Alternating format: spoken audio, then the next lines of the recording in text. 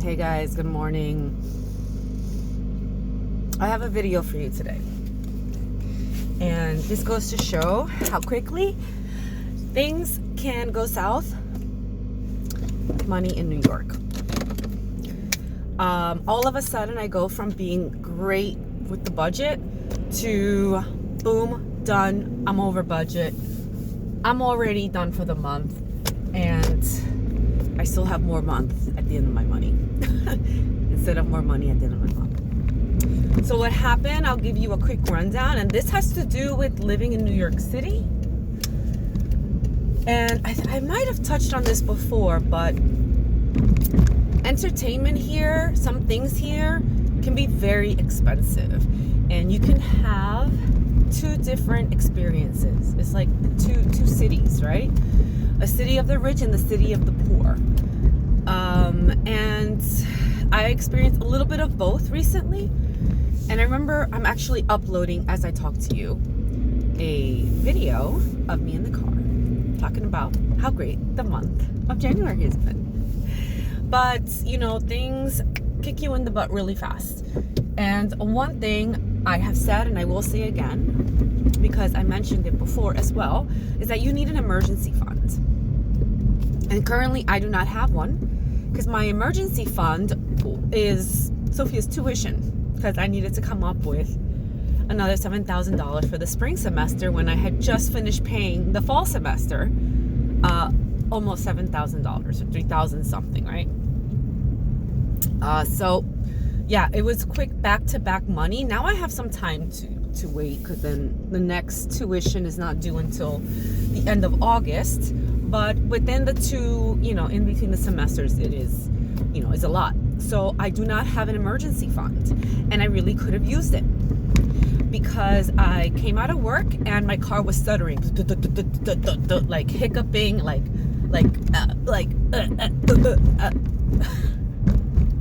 and I was like, this car is gonna break down. This car is about to break down. It had been already hiccuping, but the other day, and it was really cold, I was like, okay, now we're talking. And in fact, I didn't go home. I immediately called my car repair place at Ralph's Car Repair in Queens. I think they're fabulous, so I highly recommend them. They're in Maspeth, Ralph with a PH.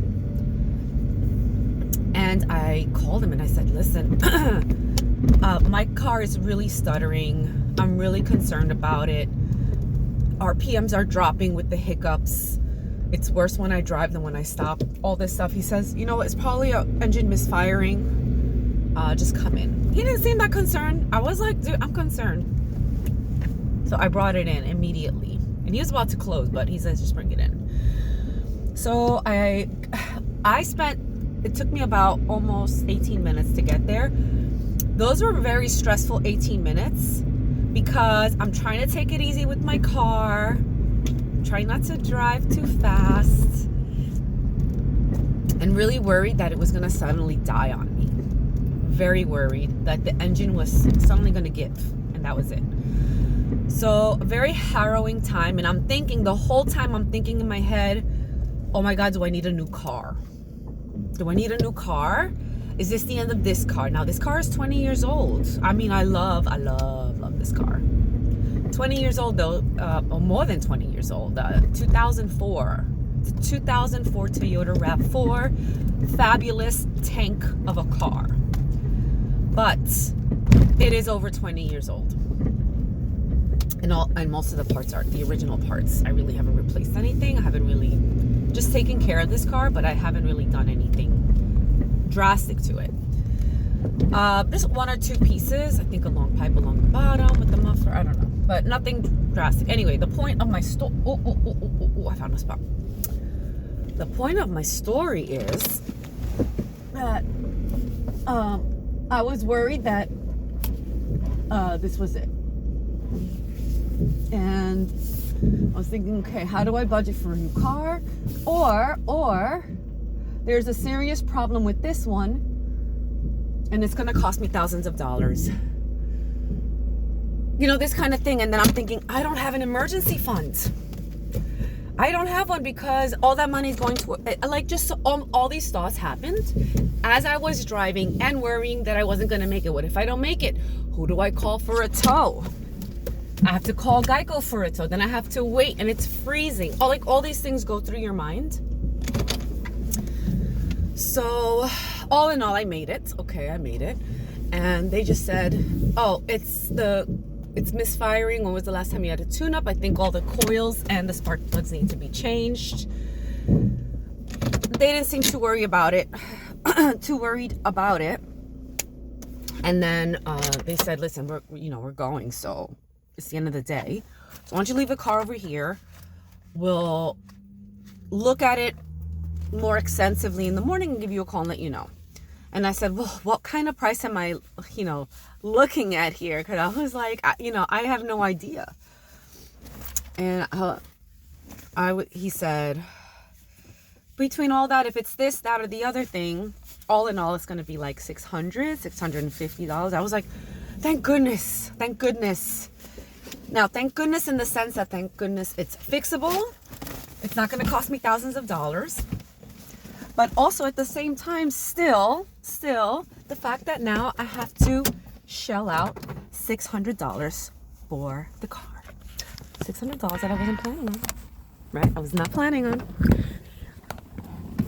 And it's like, okay, all right. I can handle it. Then at the same time, I had, made a get together with my friend Lara,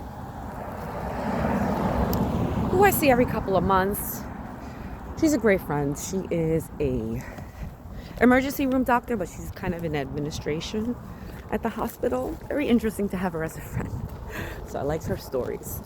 Anyway, I was supposed to go have dinner with her, and it's restaurant week. She wanted to go to a restaurant that had a special menu. And I suggested this place that was on her list. And she said, yeah, great. So I booked it. And so that was already set. And I knew that was going to be some money.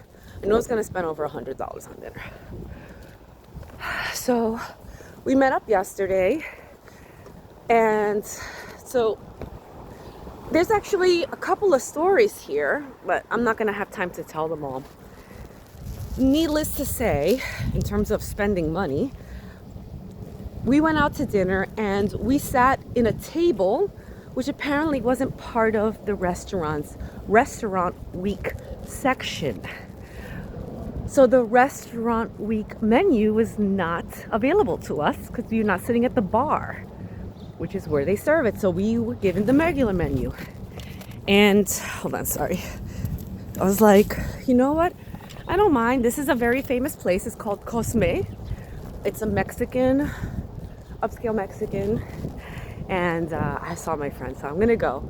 But upscale Mexican, it turned out $250. $250 for dinner. That's the reality of New York, is that you can get a dinner, like I did earlier this month, for $30. And you can get a dinner for $250. And $250 is way more than I thought I would spend. But I got caught up in the moment. I had 2 drinks, which were $22 each. Shouldn't have had that. Okay, so that was almost $50 in just drinks. And then we split the menu. I mean, it's not like I paid for her and myself. My portion of the bill was $250, and we split it. So it was a $550 dinner for 2.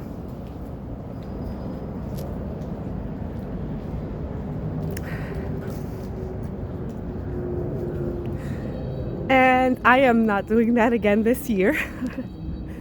That's I wouldn't say once in a lifetime, but once in a long time experience. Lovely place, fabulous food, super, just incredible food work. But there you go, $350. So I gave Joe $350 for the car. He told me he would pay half of it, thank goodness. He's so nice, I love him.